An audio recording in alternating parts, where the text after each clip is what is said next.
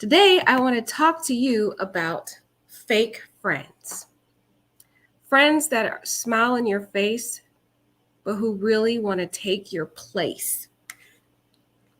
This tragedy is about a young lady who lived in London.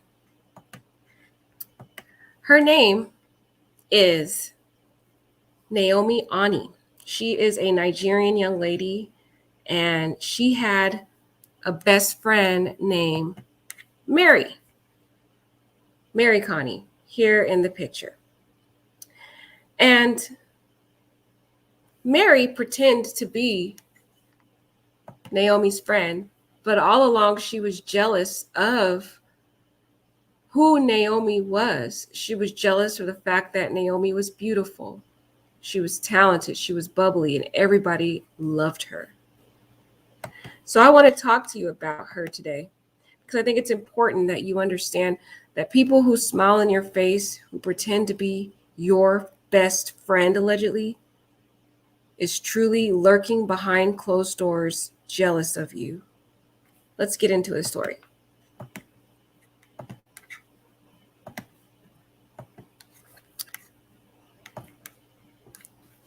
My jealous best friend threw acid in my face and ruined my life forever. These are the words of Naomi Ani. But she said, I forgive her. Naomi was 25 years old when she made this statement, and she offers extraordinary message of redemption to her attacker. Naomi Ani's life was changed by the acid attack in East London that occurred in 2012. Her friend, Mary Connie, is serving a 12-year sentence for the attack.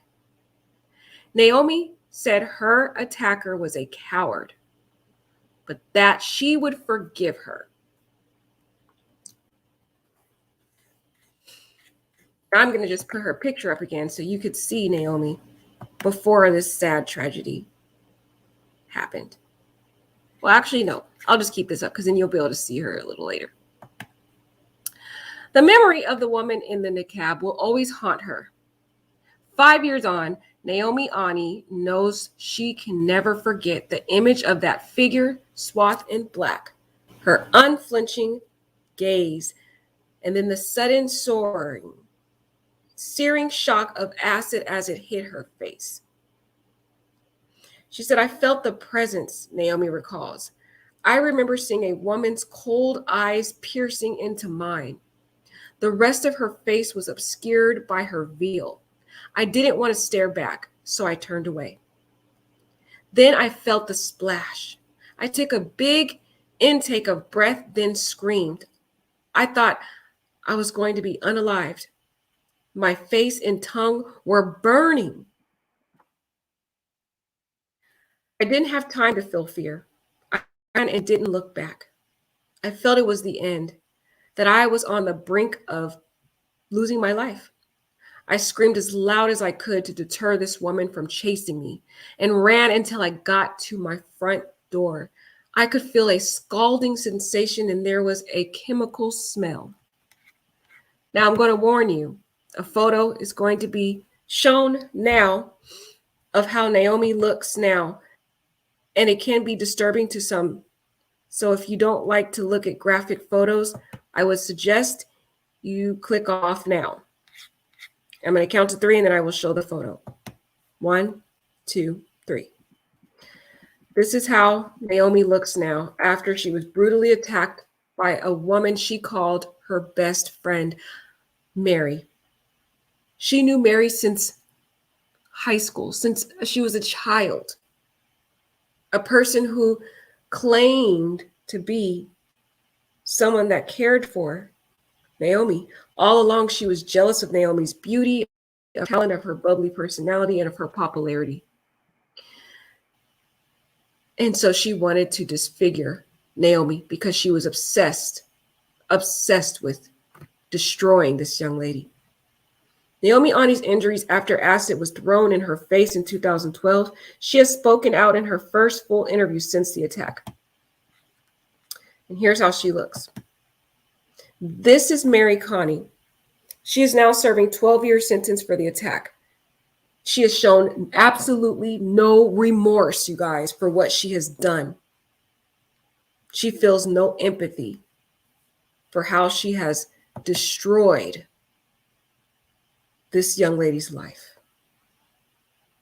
This is so sad. It's so inhumane and it's so horrific. And it should teach us all to be careful who we call our friends. With extraordinary grace and courage, Naomi says she has forgiven her attacker, a young woman whom she had considered to be one of her closest friends. And this is how Naomi looks now after being brutally attacked. Naomi was left with third-degree burns after the attack, and doctors feared she would be permanently blind. I'm going to see if this will play, guys. Last time I tried to play, it didn't work, but if it doesn't, we'll just skip.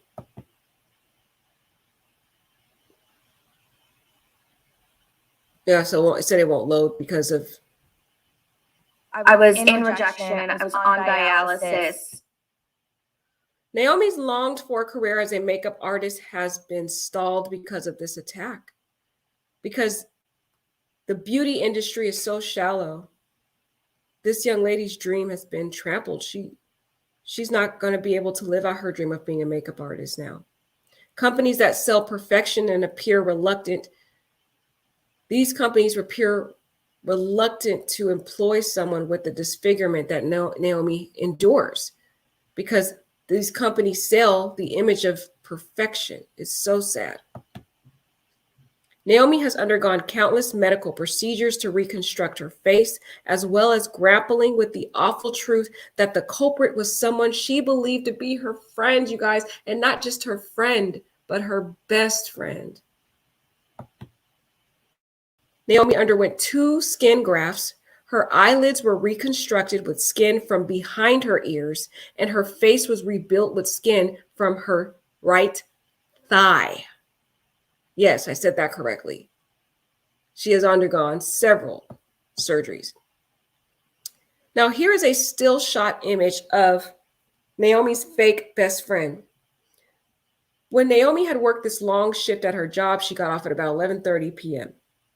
As she was walking and making her way to the bus stop, her friend had been stalking her, and she was wearing these traditional Muslim clothes. And this was Mary here in the clothing with this same purse that ended up incriminating her later on when officers saw her carry this same purse into her interview, and they noticed that purse was on the suspect found that they observed on surveillance. And the sad part is Naomi knew Mary, the friend that betrayed her. She knew her since school, grade school.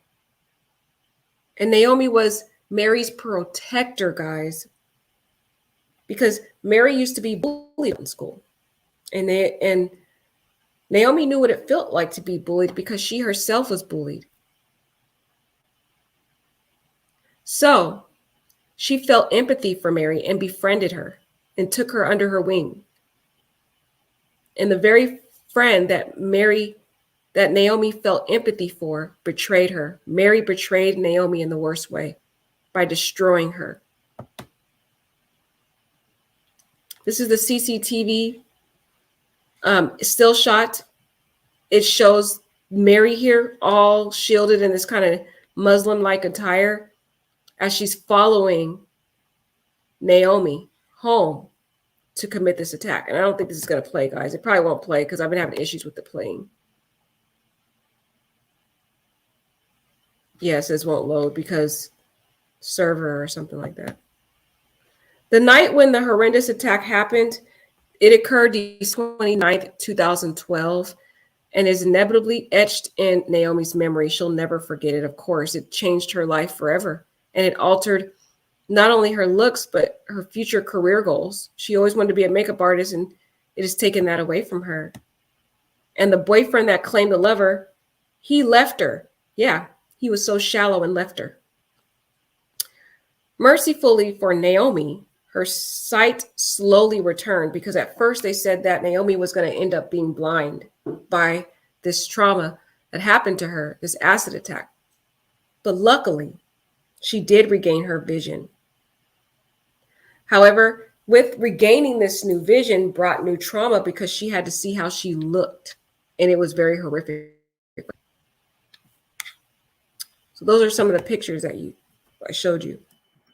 She said, after she was attacked, she hammered on her door shouting, acid, acid. And her mom opened it and her mom's jaw dropped.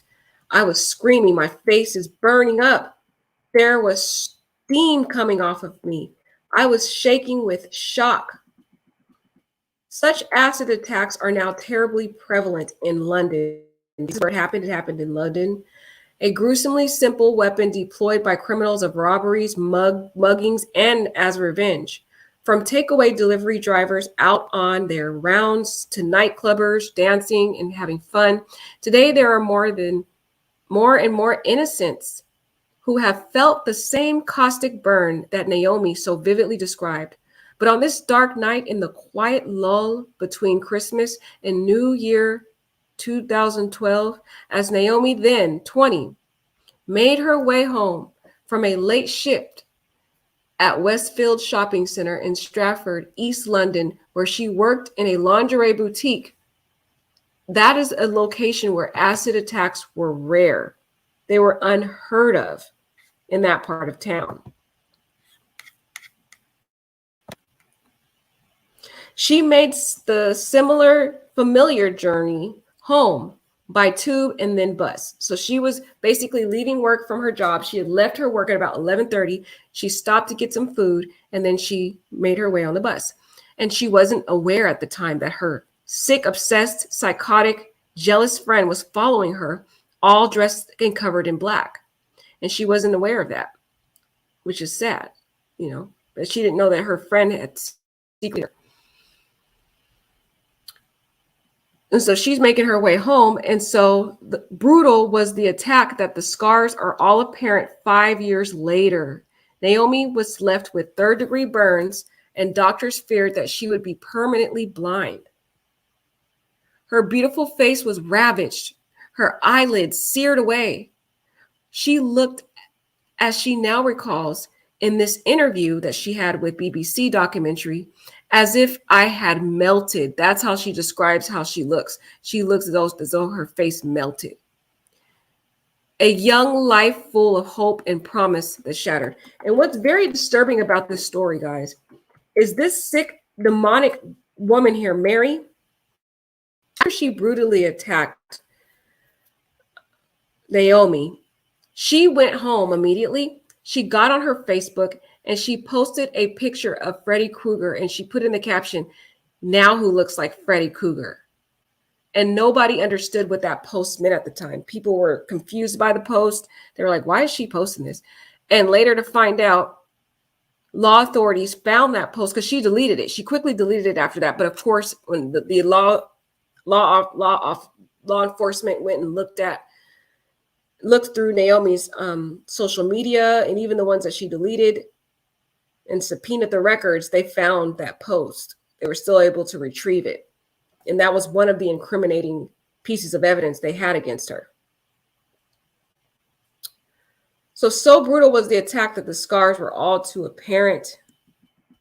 You might have imagined that such an event would have left Naomi 25 bitter and numb with rage. Not so. With extraordinary grace and courage, she says she has forgiven her attacker, a young woman whom she had considered to be one of her closest friends. It was her best friend, but who had been driven with wild jealousy by Naomi's good looks, popularity, and bubbly personality. She said, I do forgive her. I owe myself the freedom to move on, but I still think she is a callous, vindictive person, a complete coward who betrayed me. I definitely agree with her that Mary was just sick and evil and sinister. And here's the sad part about it. So as Naomi was, taking the bus home late at night, she was scared. She was really concerned already about coming home that late. So she called her then boyfriend at the time. Okay. And she's on the phone with him and she's telling her boyfriend about hearing this weird sound behind her and stuff. Well, come to find out, this boyfriend of hers ends up leaving her after this situation. After she's brutally attacked, her looks are destroyed. Her law student boyfriend drifted away. And today she wisely says he was shallow and he just liked her when she was attractive. That's sad. That boyfriend left her because of how she looks now. Showed he never truly loved her. Just sick. Well, ever since the attack, guys, there's been no new boyfriends. Her longed for career as a makeup artist has stalled. Companies that make their money from selling perfume appeared reluctant to employ her now because of her disfigurement. It's so sad. Here's a photo of her after her brutal attack. So sad. With extraordinary grace and courage, Naomi says she has forgiven her attacker, a young woman who she considered to be one of her closest friends. Now that she's been attacked and her looks are gone, people stare at her. And it's been traumatizing for her. And she has now had to learn how to block that out. And that would be difficult for anyone to have to try to figure out how to block out the judgment, block out people looking at you differently, all because you had a jealous, sick, fake friend who was pretending to care for you. In reality, she was jealous.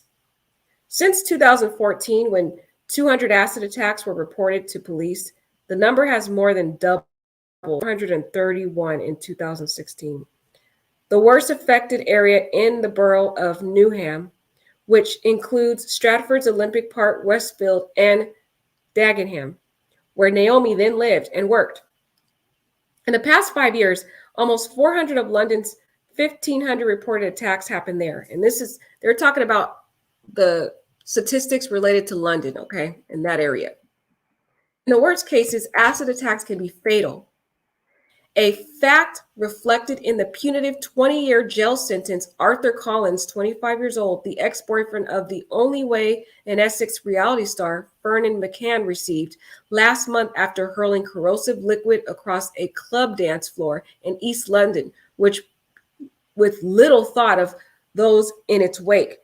So there was another acid attack with the ex-boyfriend who was jealous of his reality star girlfriend who had broke up with him, and he poured acid on her in a public club dance floor. It has a serious problem with acid attacks over there, guys. Just saying, it's not a safe place to be if you're, as it relates to acid attacks. There's high numbers there. Because of this traumatic situation related to what happened to Naomi and her fake friend, she has contemplated taking her life, guys. This has been a very depressing process for her. She's thought about ending her life because she couldn't live with what happened to her and how her life is forever changed. She can't find a husband. She can't, do the job that she wants to do. People look at her weird when she walks down the street like she's a monster. It's sad. She was betrayed in the worst way. And what makes it even worse, this story is awful because while Naomi was trying to recover, she had the fake friend that poured the acid on her. That fake friend would come around and pretend as though she cared, trying to console Naomi, trying to ask if she was okay and come by all the time. All the while, that was the person who did this to Naomi. So sad, the fake friend. She said, I thought I'm never going to look myself again, she says. I had no hair or eyebrows. My eyelids had been burnt off. I couldn't recognize myself. A slab of my thigh had been grafted onto my face where my cheek had burned away. I just couldn't take it. I couldn't stop crying. I looked at this vision of my face in the hospital bathroom and just slid down the wall. I didn't feel grateful I was alive. I felt angry and thought, what is the point of living? I thought about taking my life. So sad. And this is her here at an interview that she did. She started doing interviews, and the only reason why she felt pressure to do these interviews was because law enforcement was blaming her for this. They blamed Naomi, the victim. This is sick. They started accusing Naomi, saying that she attacked herself, that she poured the acid on herself so that she could become famous. And this was the same excuse and lie that her fake friend Mary used in her defense during the trial. So Naomi felt pressure to do these interviews so she could prove to law enforcement that this wasn't some fake scheme to become famous and that she didn't do this to herself, but in fact, she was a victim. So she had to go and put herself before the world, guys, and publicize her shame in front of the world just to get justice. So sad. So, so sad. She said, but then I gathered myself. I imagined my mom's face and thought I couldn't do it to her. I couldn't leave her. So this is why she didn't end up ending her life, because she really contemplated taking her life. And then she thought about her mother and she thought she couldn't leave her mom. She couldn't cause her mom that pain. And so she fought to live in order to comfort her mother for the sake of her mother. That's how caring Naomi has always been. She's always been that sweet, loving friend, sacrificing for everyone else, even in the midst of her pain. Swathed in bandages in a hospital burns unit, Naomi also grappled with the mystery of why she had been targeted. This was no bungled attempt at robbery, nor was there any clue about who the woman in the black clothing was. The attack defied logic or reason. Naomi couldn't understand who would do this to her. She was such a sweet girl and loved by so many people, but she didn't realize that she had this woman who she called her best friend really was jealous of her. So sad. I concluded it was a crazy person and that I was just in the wrong place at the wrong time, she says. Naomi and the beloved only child of Miriam, who had raised her single-handedly after her husband returned to live in his native Nigeria and had never been wayward or troublesome. She went to a strict Catholic convent school in Forest Gate, East London, and her bond with her mom was particularly strong because Miriam was she was albino, and this is what caused her sight to deteriorate. So Naomi would take care of her mother before this tragedy happened. Naomi took care of everybody. She was a caregiver for her mother because her mother had poor sight. She was a caregiver and a protector for her best friend that betrayed her, Mary. During grade school, Naomi took up for Mary because Mary was being bullied at school because of her looks and all kinds of things. And Naomi took up for this girl, the very girl that was jealous of her, the very girl that destroyed her. So sad. Mom always said I was her spare pair of eyes, says Naomi. I used to care for her. And this is how Naomi looks now. She's in an interview crying because of reflecting on what she's gone through.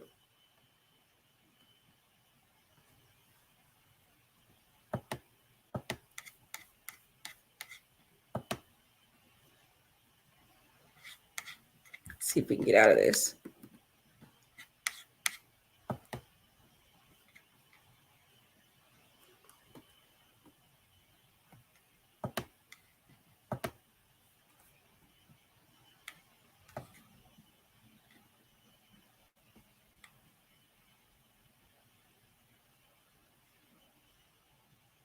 Naomi's poised on the great adventure of life. Naomi dreamed of working as a makeup artist.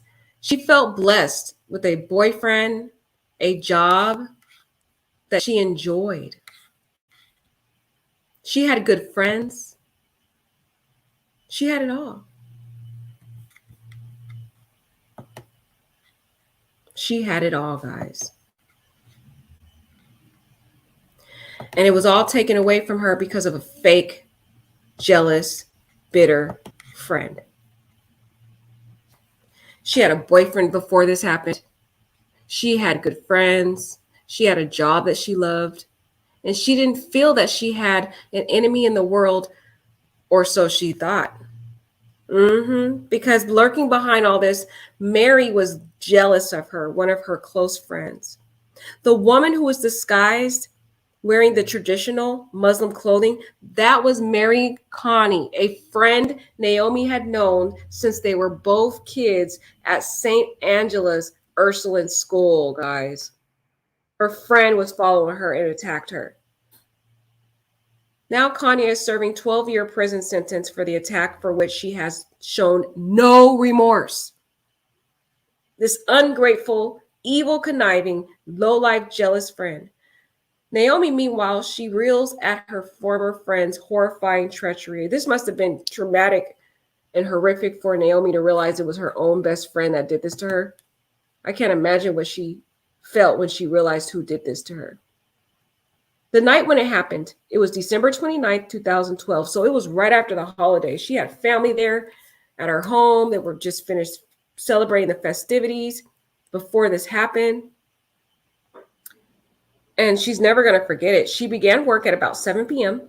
It was her turn for the late night shift. And she really wasn't looking forward to that because she knew she was going to have to go home by herself. I don't know why her boyfriend didn't just, come pick her up from her job, which is weird, right? And just to let you know, Naomi has undergone countless medical procedures. They had to reconstruct her whole face, as well as grappling with the awful truth that the culprit was someone she believed to be her friend. So she had to deal with all of this reality. And during the night of the attack, they were having this family gathering. So she had most of her family members over there. She had her godmother, her uncle was there, several cousins were there. They had come over from Ireland and her mom was cooking, and she didn't want to go to work or leave them all because they were enjoying their Christmas holiday. Even though Christmas was over, they still were celebrating. So she really wasn't looking forward to going to work. She wasn't looking forward to working that late night shift. And Lord and behold, she wouldn't realize the tragedy that unfolded. But once at work, her colleagues were very nice and jovial with her. She remembers laughing with them before they all dispersed to go home at 11:30 p.m., really late at night. And I guarantee you that Naomi told her fake friend, Mary, that the time she was getting off work, because she didn't realize that this fake friend was going to be lurking behind to try to attack her. This is so sad. Naomi went by tube from Stratford to West Ham, then Barking, where she caught a bus. It was late. So during the journey, I was keeping myself company by chatting to my then boyfriend on the phone, she recalls. It was reassuring to talk to him. There's a photo of her. It's sad too, because her boyfriend just left her after that, just sick. Not only did she realize that she had a fake friend, but she realized she had a fake boyfriend too, y'all. And then in a matter of seconds, her life changed. She said, I got off the bus, still yakking away to my boyfriend, and was about to cross the road when I felt a presence, she recalls. There was the figure in black robes with the disconcerting stare. Next, I heard a liquid being dispersed from a container. I felt I was being bathed in something. As the acid hit her, she screamed and she fled to her shock. She fled to her shocked family. It was indescribable, she says. Her mind is in a million different places, she said. Your mind is in a million different places. Your skin is scorched, you're scared, and at the same time you're thinking, why would someone do this to me? Am I a bad person? Naomi's auntie Nellie, a pharmacist, knew instantly what happened. So when she got home, her aunt was there because, like I said, all her family was there. They were still celebrating the holidays. So luckily, her aunt, who was a pharmacist, knew exactly what to do. She helped Naomi out of her clothes, and she washed her in the shower to try to dilute the potent effects of the sulfuric acid. And in the meantime, her mother was calling the ambulance, and her uncle, he was calling the police. Well, here's a still shot photo. You could see the woman in the veil who's disguised her identity by wearing traditional Muslim clothing. This was Mary Connie, Naomi's fake friend, who she'd known from school, who had been following Naomi all the way home, even took the bus with her to basically attack her and destroy her looks. That's what she was jealous of the whole time. She was jealous of how beautiful Naomi was.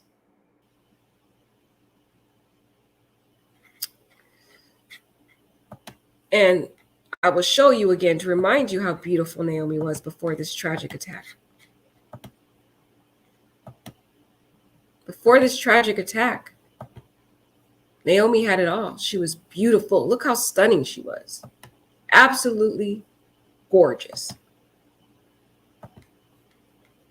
So the ensuing days were a blur. Naomi dosed with morphine. She was taken first to the London's Whitechapel Hospital and then to the specialist burns unit at Broomfields Hospital in Chesford, Essex. She said they washed my eyes with saline and yellow mucus kept pouring out, she recalls.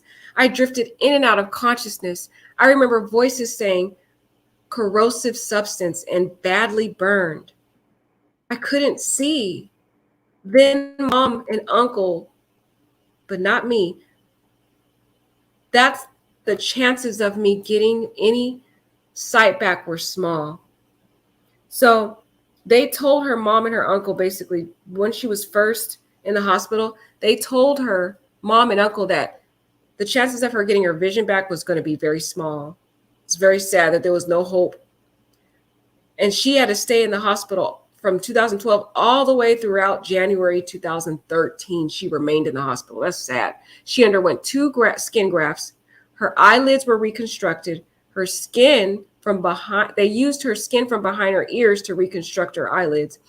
Her face was rebuilt with skin from her right thigh. She had to undergo several surgeries. And even with all those surgeries, she never was the same.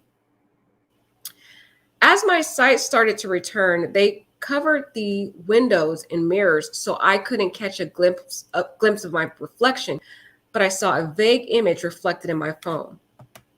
So that was one thing the family knew that once she saw herself, they knew that it would traumatize her. They knew that it would make her feel mortified. So what her family did was they tried to hide her image from Naomi. So they closed off all the mirrors, they closed off everything in the hospital.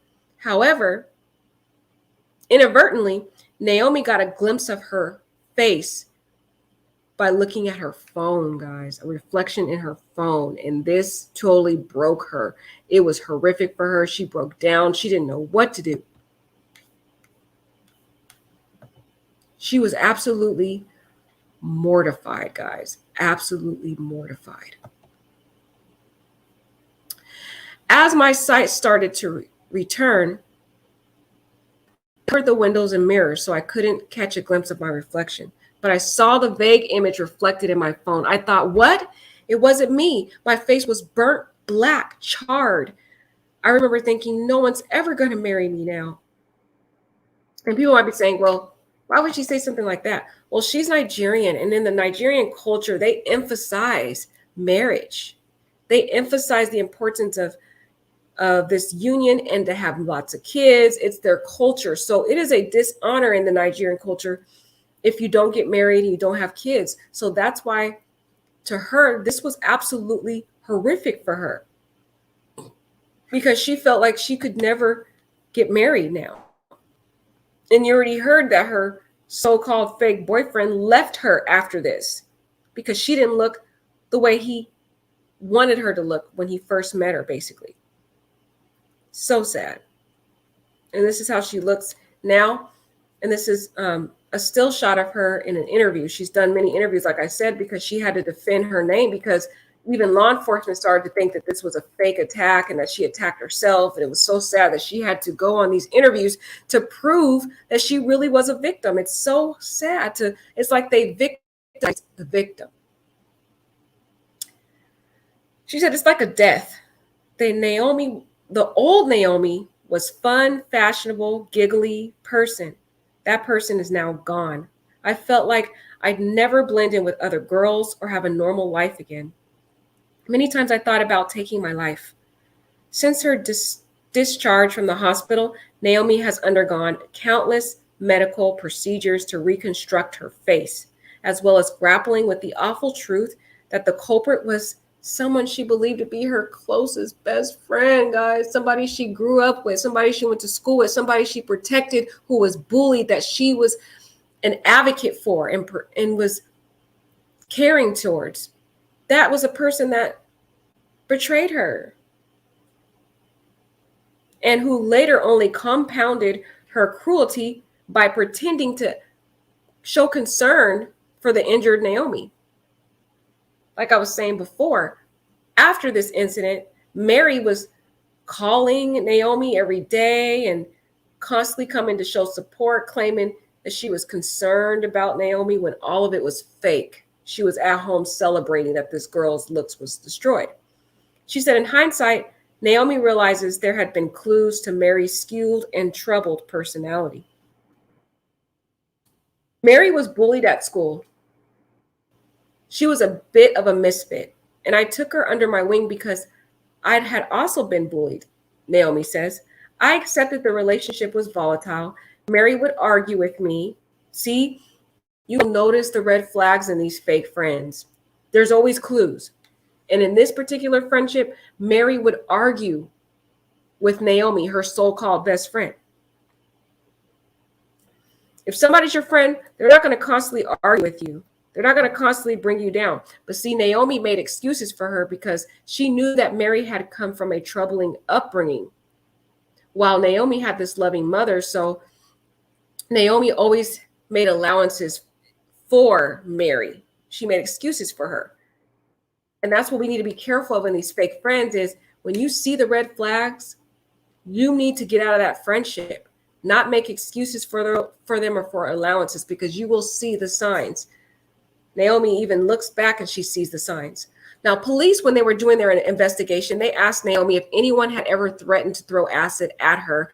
Naomi, she tried to think her memory and see if she could remember. And she remembered, guys, back in 2011, after a very small, petty argument, she remembered that her fake friend, Mary, had made a threat to pour acid on Naomi. But see, again, like time and time again, Naomi dismissed it. Like she's dismissed the multiple arguments that Mary would have with her. And Naomi kept believing in faith that no friend of mine could possibly do that. It's so sad. Her sweet kindness kept her from letting go of this fake friend, Mary. And the sad part is, guys, so after they had this argument in 2011, they rekindled their friendship in 2012. Everything went on smoothly like nothing ever happened. All the while, Mary was planning this acid attack, even though they had rekindled their friendship. That's what makes it disturbing. And look, what also made it disturbing is after the attack, Naomi has a birthday celebration. She turns 21. She has a little small birthday party. And Mary's little stank self comes to that party, flaunting herself in an inappropriate boob tube type mini skirt dress, like kind of bragging in front of Naomi now that Naomi's looks have been dismantled because of this attack that Mary herself did. She was parading around with her looks, talk as if she was saying, look at me and look at you. Like she was mocking Naomi at her birthday party after the attack a year later. That is so disgusting, guys. This is horrific. This is a lesson to us, you all, that people who you think is your best friend may not be your best friend. All along, they're jealous of how beautiful you are, how popular you are, how you stand out in a crowd. Naomi said, I told everyone, please don't cry for me. I want everyone to be happy. But Mary was the idiot who sat on the arm of the chair sobbing. And Naomi, being the good friend, even though Naomi was the victim, she rubbed the perpetrator's back. And then Mary wrote a card to her saying, happy birthday, beautiful, love, Mary. Wow, it's the sarcasm for me. After Mary literally destroyed Naomi's looks by pouring this acid on her, she has the audacity to say, happy birthday, beautiful. You destroyed this young lady's looks. She continued to rub it in her face with these sarcastic remarks. Disgusting. Absolutely disgusting, guys.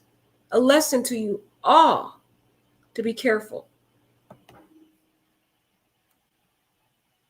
And here is Naomi now, hurt, betrayed, and her life forever changed. Scotland Yard's homicide squad were by now on Mary's case. So there became a time when the investigation started to pick up. They started to now be suspicious of Mary. They were tracking the movements of the mystery woman on CCTV camera footage. They discovered that she was carrying the same identical bag that Mary had. See, Mary brought that same bag, the bag that she carried with her while she was stalking and following Naomi before the attack. Well, she took that same bag to the police. She was interviewed. What a complete dummy, right? And so when she went to be questioned, they noticed that bag because they saw the bag with that same bag on the woman who was following Naomi the night of the attack. So they took the bag from Mary and they asked to test it. And they found splashes of sulfuric acid on it. So they were able to corroborate that it was in fact Mary that was following Naomi. The evidence was enough to charge Mary, who was by then at university. So she had graduated, went on to college, and in 2014 is when she was jailed for 12 years. So it took them 2 years after this brutal attack to finally convict this girl. 2 years. So imagine those 2 years of Naomi not knowing who attacked her, not knowing that it was her fake friend who betrayed her. It must have been traumatizing for her to realize this fake friend was mocking her. This fake friend was coming by every day, pretending like she cared and was showing empathy, while Naomi was trying to recover from all these multiple surgeries. This same friend, a year later, who came to Naomi's birthday, parading around with this inappropriate mini skirt, laughing basically in Naomi's face, mocking her, and then had the nerve to give her a card talking about happy birthday, beautiful. Just sick. In court, Mary was defiant. She was making this preposterous claim that Naomi had thrown the acid on herself because she wanted the fame and fortune bestowed on acid attack victim Katie Piper, a TV presenter. So basically, Mary was trying to make this defensive argument in court, claiming that this was a copycat incident where Naomi basically was trying to copy the attack of a famous celebrity by pouring acid on herself. What a horrific, dumb argument that I would say Mary would make, right? Finally, she was compelled to admit it was a monstrous lie. The court heard Mary obsessed with Naomi. She was obsessed with her. She was obsessed with destroying Naomi. She was so jealous of her looks that she attempted to destroy them. But she failed. For Naomi's returning remains striking. There is too a beauty in her, determination not to be cowed by the tragedy, and the courage with which she faces the world each day. She has completed her course in makeup. While she has been rejected from countless jobs, she will not give up, guys. She's going to keep going. It's so sad that this happened to her, though. But when I look in the mirror, I do feel sad, I admit. I think a lot about what might have been and where I would have been today if I had never been attacked. When I look back at old pictures of myself, this is sad right here, guys. When she looks back, old pictures of herself.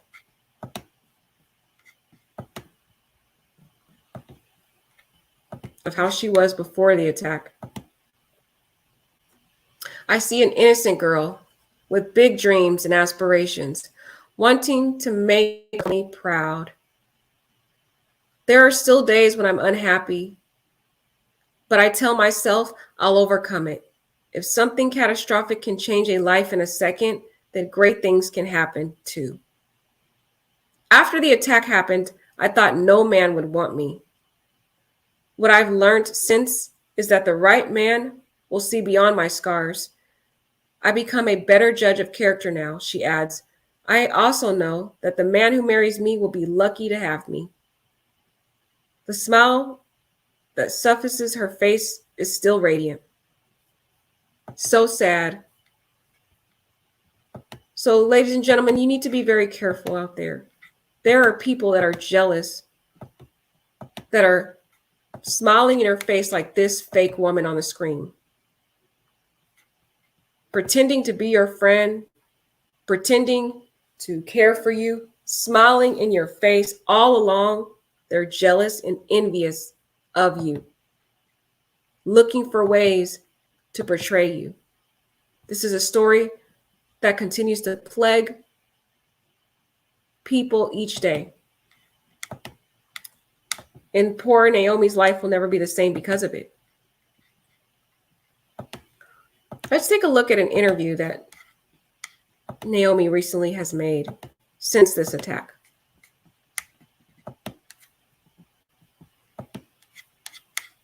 Naomi Ani joins us now. Good to see you this morning, Naomi. What a long road from you, after a split second, changed your life forever. Forever, yeah. How do you feel about what happened now? Because it was around this time of year, wasn't it? It was December the 30th. Yeah. I feel it's mixed emotions. I've gone through those stages of like anger and resentment and why me, and you know, feeling lost and not really having any answers, and it's been difficult to kind of even find closure. Doing this documentary has helped me, you know, just find closure and just say, do you know what, I have to have the heart to forgive, and I owe myself the freedom to be happy. The last 5 years has been unimaginable. It's very isolating. No one understands what you're going through, and having to put on, I think, a brave face and keep marching on is very hard. Relentless, I guess. Yeah. Relentless, yeah. And it just, One of the things I find incredible, and lots of people this morning will be, is the fact that you say that you've been able to forgive the person that did this to you. And she was a very good friend of yours as well, wasn't she? Yeah, she was. I was quite close to her. She was a good friend of mine. She's been sentenced to 12 years. Yeah. Does that feel like enough? At the time, it didn't. Now I'm just like, it's whatever. And is that forgiveness come about because you need to be able to leave that part of what happened behind so you can get on with your life? Yeah, I don't feel like she deserves it. If you ask me personally, she doesn't deserve it. I don't think none of my family even deserve to give her forgiveness. But me being the person I am and knowing what I know and my morals, and as my moral stand is to just forgive and move on. And I just hope that I know the best will come for me. Yeah. You had so many physical challenges to deal with. Thankfully, your sight returned. Yes. But obviously the many operations on your face and the skin grafts.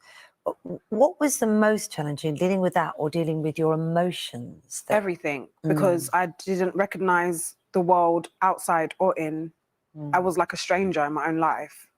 What? Because of people's reactions? People change towards you, people's reactions. I was used to being a pretty girl, going to work, you know, just being young, and my life just changed in a split second. And I was someone that people would stare at in shock, in horror, will have questions, what happened to your face? And then when you answer, it's like, oh, what did you do to the person? It was constant.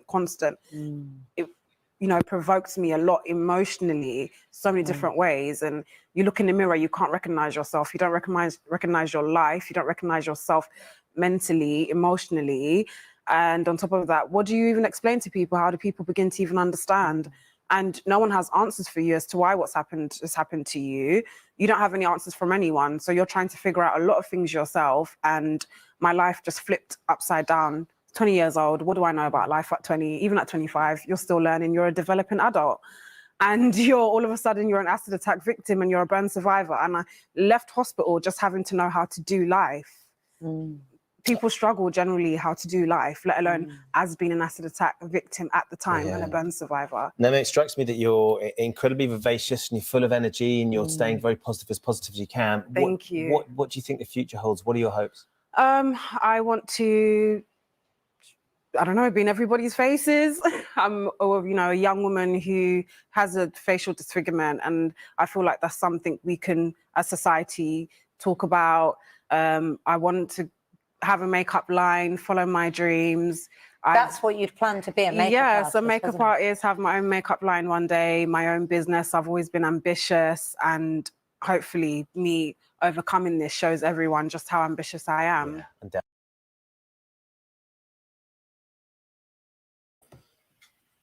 So even though the sweet, loving young lady has been betrayed in the worst way by someone who she thought was her friend, you could see the strength, the will to fight, the willpower to keep going.